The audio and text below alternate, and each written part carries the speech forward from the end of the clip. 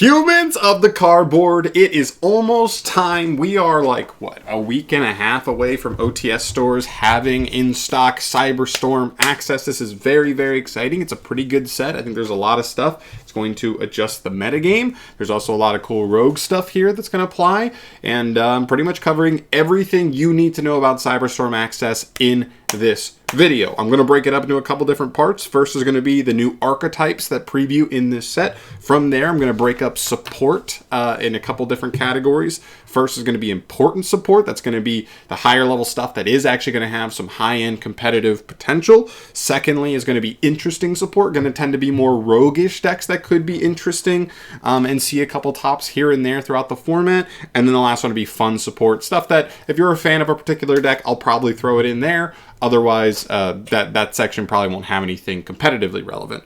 And then we get to the generic cards. We're going to finish up with those. I think I have 8 good generic cards that could apply to a handful of different strategies that we can look at the end. That's going to be a lot of set seller stuff there. We'll see that when we get there. But yeah, let's just get into it. We got a ton of cards to go through. I'm not going to spend too much time talking about any one card in particular, but we got to get started. So let's jump into it.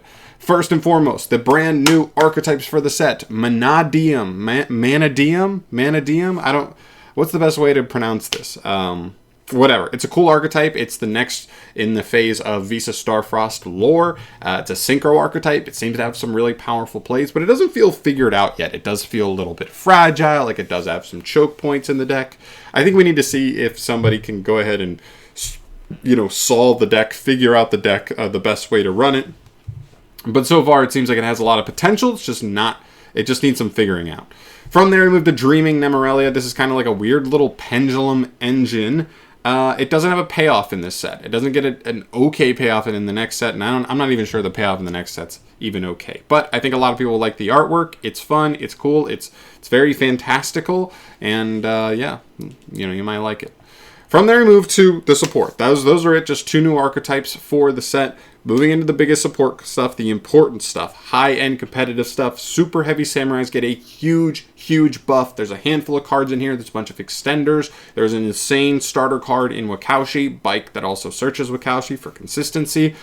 We're going to see pure Super Heavy Samurai probably be a factor in this upcoming format. We're also going to see decks that splash the Super Heavy Samurai engine because it does so much by itself with very few restrictions, and I don't even think it takes the normal summon in most of its combos. Very, very scary. We will see this in a good amount in the next format.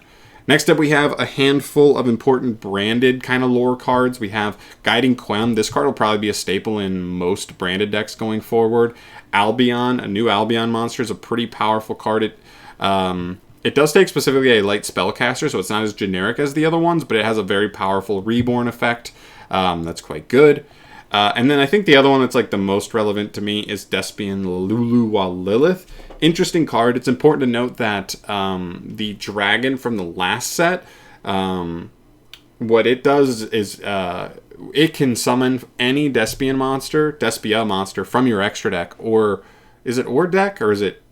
I can't remember, but whatever. It summons a Despia monster from extra deck, and you can cheat this out. The other Despia monsters aren't interruptions, but this one is. So I could see that being a thing for either branded decks or decks that just generically can send extra deck stuff to the graveyard, stuff that splashes the Dogmatica engine. This is just an interruptive card, so being able to get access to this is pretty cool. It's a decent card. It's worth mentioning.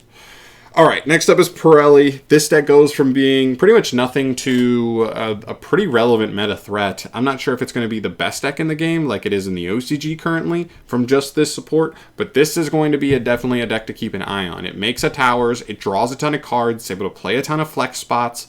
It's definitely one of the decks to keep an eye on.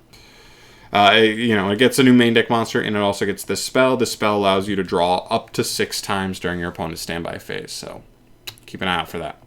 Moving on, Vicious Astroud, or Visa Starfrost stuff. And this card can be made the same way that ABC Dragon Buster can be made. All you have to do is put the materials in grave. That's incredibly broken, incredibly easy to make. So it's going to help any deck that plays like a Visa Starfrost engine. Going second is going to make it way stronger, as well as increase the potency of certain end boards. Because of this card, I think we could see stuff like Elemental Hero Prisma and a Hero Lives become interesting like combo starters for certain strategies, so definitely keep an eye out for that. Moving on, Bestial. I think Bestial has the potential to become its own strategy. Maybe this is just Dragon Link support. Maybe it becomes Bestial Synchro like the OCG kind of messed around with. I know we don't have Chaos Ruler anymore, the Synchro 8, but we still have almost everything else, and there's still a lot of other Synchro 8s that are pretty decent as well. So definitely an interesting, very powerful card to keep an eye on. Bestials could still be have some really high potential in this upcoming format. And I think the last thing for the important support is Gold Pride. They get their second wave here, 7 new cards. They get a new fusion monster, a new Exceed that's really good, and a new spell card that's a phenomenal starter card for them. I'm hearing a lot of people kind of murmur about it. You do have to pay a ton of life points for the deck, so that's definitely one thing to keep an eye on. But if it's enough gas and it's powerful enough, it could be a scary enough deck, definitely to keep an eye on. So that's it for the important support. From there, we move to the interesting support. This is more roguish stuff, less high tier meta, but still could be relevant for the upcoming format. Starting off with the Firewall support. This actually is on the cover of this set. But unfortunately, the only 2 cards that I think are really that relevant are Defensor and Phantom. Pretty good assisting engines for Cybers decks, whether it's a Code Talker deck, whether it's just MathMech and you want to splash this in. This does search Synapse Mining, so you can get access to Circular. So that's pretty decent in and of itself. And plus, it spams the board pretty hard. Puts a lot of materials on field without having to use a Splash Mage or a Transcode, which is really good. From there, we move to Teller Knights. They actually have had decent success in the OCG. They become a more combo-heavy deck, but they're able to spam stuff like Constellar Diamond. So in a dark matchup, you have a huge bomb card in Constellar Diamond that can just win games on its own. It's very important to note. Dynamorphia gets a new trap card. It's essentially Solemn Strike, which is pretty good because it just protects their fusion trap cards from getting Ash Blossomed, and that's half the battle because Ash is such a menace to that deck. So really helpful card for them. But I still think it feels like they need like one more actual like monster card in the main deck. We'll see. From there, Tri-Brigade Roar. Very cool quick play spell for them. Very cool utility card. It does a bunch of different things. It can negate stuff. It can bounce stuff. It can just send your Tri-Brigade monsters straight to the grave. It's very good. It has some cool potential. I don't know if Tri-Brigade decks will want to play it. It can be a little bit awkward sometimes, but it is a really cool utility card for them. Mikankos get 2 new cards. A new monster that's an E-Tele target and a pretty good equip spell. Mikanko, kind of has fallen behind Pirelli at this point. Pirelli's going to kind of run right past them, it looks like, but it's important to note.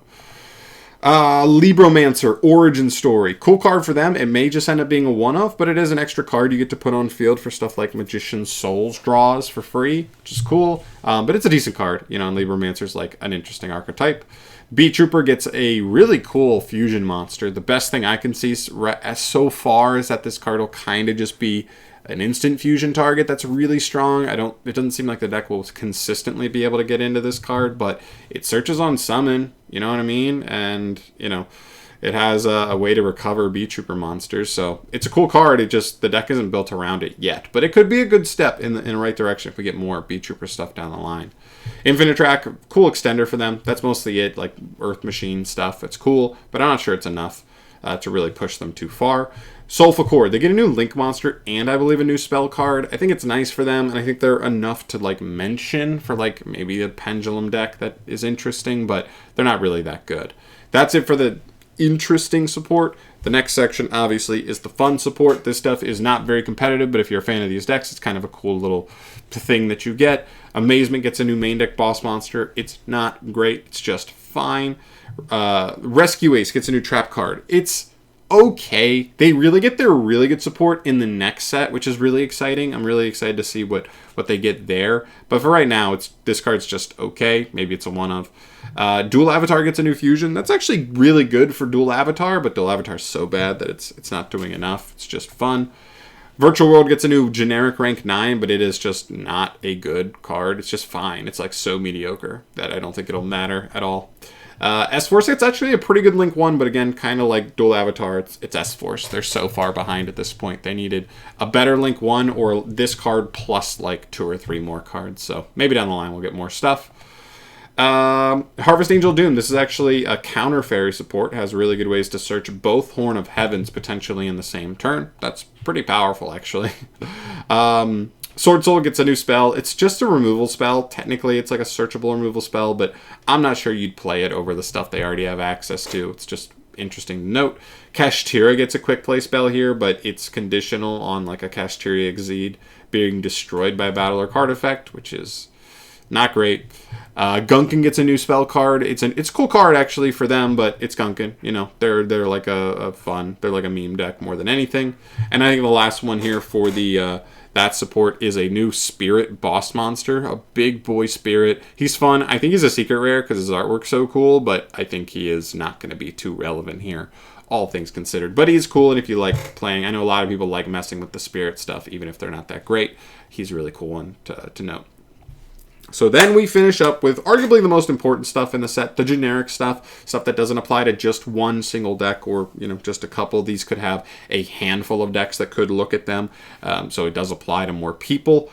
Let's get into it. Starting off with the main deck monsters, we have Sakitama here. It's a really cool spirit monster that reveals itself in hand to then get an additional normal summon for a spirit monster, including itself. So you can just go ahead and you know, normal it. Which is really cool. It's actually really solid. It's a level 4, so that's a really good level. It's just a really good generic level 4 extender for a lot of decks. We could see this in Teller Knights. We could see this in any other decks that really need 4s on the field. It's a good generic card. From there, Ringo Worm, the dragon guarding the 100 apples. This card is crazy. I couldn't believe this card was just like kind of like a filler. It got released with all the filler stuff, but it's a really good tuner that extends itself onto the field and can get a tuner token back onto the field from graveyard. It's very, very good. It could be really abused in Bestial Synchro. We'll see if that ends up having a good potential in the format, but very, very good generic tuner monster. From there, Time Tearing Morganite, the spell card. This card says you can't use any monster effects in the hand for the rest of the duel, but you get to draw 2 cards every draw phase, and you get 2 normal summons every time, every single turn. So in very specifically built decks, this card could be crazy, but it's generic enough that I think enough stun players will be interested in this card, so I think it's worth mentioning. Fusion Duplication. This card actually banishes like a fusion or a poly card from grave, and then it copies that effect. So kind of cool. Can copy some broken spells for sure. I don't like that it needs setup by having the right cards already in grave, but it's pretty powerful for what it is, and, you know, generic fusion support. From there, Trap Track. This card is honestly kind of crazy. It's kind of like New Age Trap Trick. There's an argument depending on with the kind of deck you're playing, which one could be better, but this one destroys a monster you control, and if you do, you get to set any normal trap from your deck. It can be activated that turn. You don't have to play multiple copies of the trap you want like you would with Trap Trick, so that's kind of the added benefit here. Plus, if you play a deck that have monsters that float anyway, destroying your own monster, you know, doesn't even hurt you. It could even help you in certain scenarios. So it's a cool card. I definitely could see this as like a going first side deck card for specific strategies. I could definitely see that happening. So we'll keep an eye on that. And then for the extra monsters, there's 3 particularly interesting ones to me. Imperial Princess Kinkari. This card's a generic, like rank 5 support card. Helps you extend level 5 bodies onto the field. It's cool. You know, it isn't going to do too much right now, I wouldn't think. But if we ever get a Kashtira deck that's like level 5 based instead of 7, this could be definitely a pretty good generic card to be used in a deck like that. Golden Cloud Beast Malong. This card is a filler card, but man, it is surprisingly good. It's completely generic. When it's special summon, it can change its level, and if it's generically sent to the graveyard, target a card your opponent controls and return it to the hand. So not only is this like a Dogmatica punishment type target, just sending it is really good, but also the ability to adjust its level, and it's also a tuner itself. So it really helps you synchro climb, while also doing that allows synchro decks to break boards better going second, because you like adjust its level to get into the, you know, a Barone potentially, and then you get to like synchro this off for a Barone and then trigger this card in grave to like threaten the card on the field. It is quite good. I'm actually a really big fan of this card. I think we will see this card actually fairly regularly in the game. Very excited for that.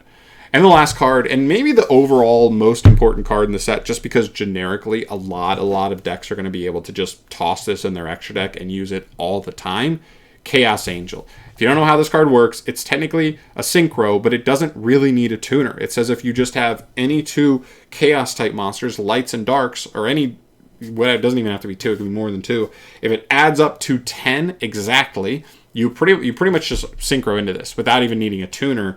On summon, this card banishes a card on the field. That's not even once per turn. So if you can reborn it, like, I don't know, Muckracker, the generic Fiend Reborn Link monster we got recently, banish again. He's 3,500. He gets protection depending on which attributes you use to make him. He is a house. This card is going to win duels left and right going forward in upcoming formats. Keep a huge eye out for this card. 100%. This card's terrifying. So yeah, there you go. That's pretty much, I think, everything for the set that I think is most noteworthy. Sure, there's a handful of other filler cards and other stuff that maybe I didn't note specifically in this set. If there's anything you think is specifically worth noting, please let me know in the comment section down below that I didn't include, so that way others can see anything that wasn't included here. But I think overall it's a pretty good set. I think it has a good amount of competitive potential, good amount of rogue options. I think there's, some cool collector stuff as well in here. It's going to be a good one overall. Not too shabby. So I'm out of here for today, guys. Thank you so much for watching. As always, subscribe to the channel for more videos like this one down the line, giving you the lowdown on sets before they drop so you don't have to do a ton of research yourself. You can get it all cramped in one video, and then you can go from there. But I'm out of here. Thanks for watching. So if you haven't, see you in the next one. Peace.